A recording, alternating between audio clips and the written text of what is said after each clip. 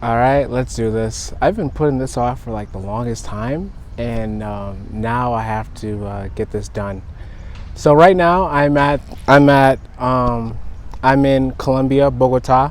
I'm at the Bogota Botanical Garden. You can see that behind me. Um, Throughout this video, I'll just go ahead and switch locations so we can get a different background. And as you can see behind me, they just finished a tour actually that I wasn't a part of. But yeah, people have been staring at me. I'm either the first black person they've seen in a long time or the first black person they've seen ever.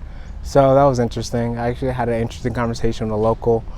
But anyways, yeah, so this is a video about my ayahuasca experience at Sagrada in Ecuador. I will discuss the first. Hola. No, you guys are good. You guys are good. Yeah, so yeah, again, tourist. And I'm also a tourist, so that's funny.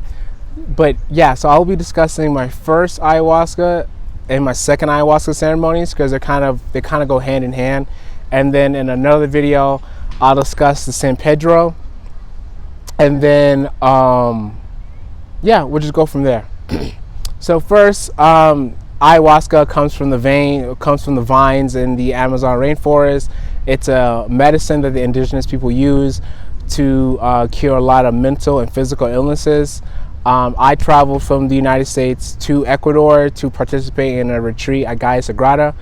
At my first ceremony, I also wrote it down here, so if I look down, I'm looking at my notes. I do want to say that the attention to the ceremony was impeccable. If you guys ever been to like a Catholic mass or something of that ritual effect, it's very much like that. Like before you actually get into the medicine and get into the ceremony, there is this attention to detail, right? Like the first 30 minutes of the ceremony is prayer. I mean, it's so we have a shaman. I think his name was Titi, and he has a firekeeper, and then he also has an assistant. At my experience at Sagrada, every ceremony had a different shaman, but Titi was my first shaman in my first ayahuasca ceremony. So he had a firekeeper. A firekeeper is pretty much, and I'm also going to put in pictures so you guys can kind of see what I'm talking about here. But the firekeeper's job is to keep the fire going in the middle, right? So the shaman's job is to keep, the peace and kind of give the instructions and keep the energy of the place. And then the firekeeper's job is to keep the fire going, and the assistant's job is just to be an assistant, I guess. So yeah, that's important to know. Everybody, when you come in, you're kind of filed into like this circle in this building called a Maloka, almost like a pavilion if you're from the States. And there's beds, and everyone gets a bed. Everyone gets a bucket so you can throw up in. Everyone gets a metal cup where they put the water in. Everyone gets a small shot glass where they'll put the medicine in, right? So everyone gets those three things, and everyone gets a bed, and everyone gets a blanket. And the blankets are so almost like wool. They're so thick and they're so comfortable. That's gonna be noted later why I had to emphasize how thick the blanket was. So anyways, the ceremony begins. Everyone's kind of sitting down. This is starting at 5 p.m. and this goes until like 3 a.m. of the next morning. So you're pretty much starting in the evening, which is why the firekeeper's job is so important, because the fire is kind of the center of attention once the sun goes down. So the shaman goes up, right? So the shaman goes up and he's doing his speech. So the shamans predominantly speak Spanish and whatever their native tongue is, their indigenous native tongue is. So they have a translator, which is either the assistant or the firekeeper, who would translate it to us English speakers.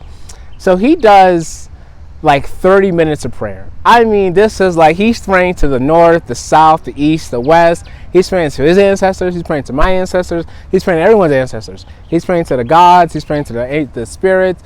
It's like 30 to 45 minutes of prayer, which to some people might find a bit annoying, depending on your attitude, but I can see again how it loans to the ceremony and trying to invite positive spirits and setting the right expectations for the guests, that you do a prayer as opposed to just passing out the medicine and just having everyone, go about their business.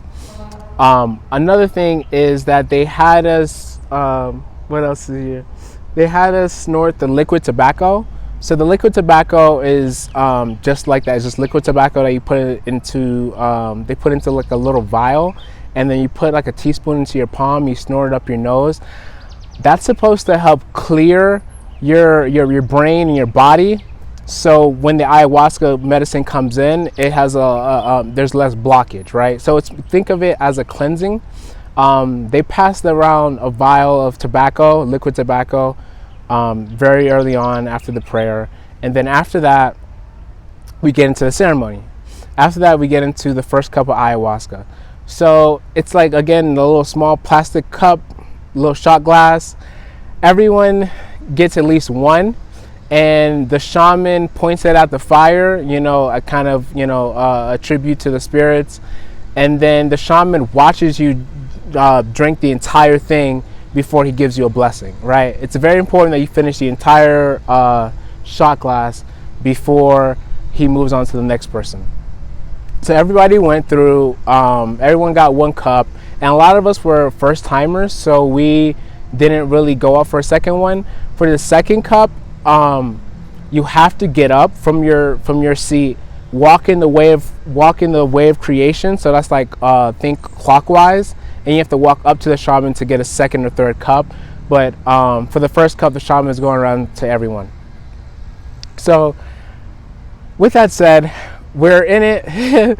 We've done all the prayers. We said all our intentions, which is also important. The shamans, and this is throughout all of my experiences with the shamans here, the shamans make 2 points clear. One, that you know all the answers to all your problems and that you are your own shaman. And two, that you need to have an intention. You need to have something to focus on when you're in that realm, because if not, you could just get lost. And when I went in there, I took the medicine, and the first thing I would note is that I was hypersensitive. There was a hypersensitivity. If you guys ever done any psychedelics like mushrooms or LSD, you know what I'm talking about. There's this hypersensitivity to the world around you. The air isn't just the air is passing through you. That's how in sync you are with nature. People started vomiting. They talk about how ayahuasca creates a purge, and that the purge is actually a good thing. The purge being like vomiting, crying, laughing, shivering, which is why they have blankets, right? The thick blankets, because some people will get really sensitive to the wind. Anything that you kind of elicits a physical reaction is considered a purge. And the purge is good because it's getting all of that negative energy out of you. That's the medicine. That's ayahuasca working its magic on your body. So I went in there, and I also want to note that this is my experience. All these things that I discussed is going to be my experience. Ayahuasca is different for everybody. Everyone has different experience. Some people get no visuals. Some people get a ton of visuals.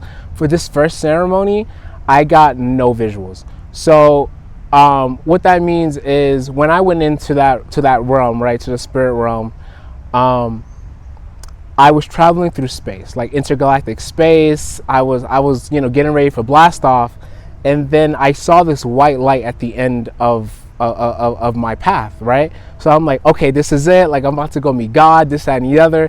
And when I got there, I got an error alert. Kind of like on the computer, I kept getting an error. I kept getting an error alert. So I figured, okay, that's strange. So then I came down, right, to my senses, and then I tried to go back into that space, and then I got an error alert again, and I did it about 3 times, and I kept getting an error alert. So I just figured, okay, like, this isn't gonna work out, right? I figured this is a dud. But I also remember that prior to the ceremony, when they were prepping us, they let us know that sometimes your first few ceremonies could be duds. Duds in the sense that, like, you're not gonna experience these profound things because the medicine is working its magic on you. The medicine is prepping you for itself. So I kind of kept that in mind, and I let my first ceremony just kind of be what it was, which is very chill, kind of like a body high. I kept getting the error alert, so I just stopped trying to go to that next realm. I did see some other things, like I saw my first and last name in white on a black screen, which I didn't really understand what that meant. I saw that I owned a hot dog stand, which which is very strange because that came out of nowhere. And then after a bunch of like sensory information and very little visuals, I decided to ask ayahuasca, tell me a joke, because my original intention wasn't being answered. So I just figured, you know what, since I'm already here, I already paid all this money, I came all this way, let me just get a joke out of it. So then I'm in this like the spiritual space where it's just like a black space, and a fax machine shows up, and I say, you know what, tell me a joke, ayahuasca, tell me a joke, mother. And the fax machine, it starts running, and then this paper starts pulling out with the joke on it, and I'm like, oh, this is gonna be hilarious. And then when I actually pull it out, I wake up, and I'm like, fuck, fuck, I just missed the joke. Later on, when I tell somebody else the story, they tell me that's the joke. The fact that you're anticipating a joke and you woke up, like, that's the joke. That was the punchline.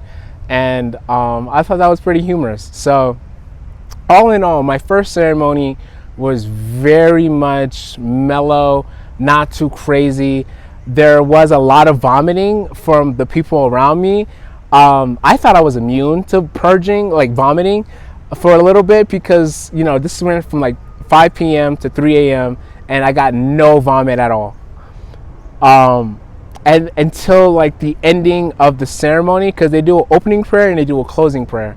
So during the closing prayer, this lady, the firekeeper, she's doing the closing prayer and she's like pouring her heart out. And I just start, I don't know, there's something about her voice or something about what she was talking about. I just started vomiting. And like anytime she spoke, I just threw up. And all you heard was, "Ugh! Ugh!" All you heard was, "Ugh!" Just this gut-wrenching vomiting every time she spoke. And that was like the only time that I vomited during that entire ceremony. And it just happened to be during the closing ceremony. But other than that, my first ayahuasca ceremony ever was pretty mellow, not too much to report. But in contrast to my second ceremony, that one was the best experience of my entire life, and I learned so many things about myself. So I'm going to switch into location so we can get into my second ayahuasca ceremony.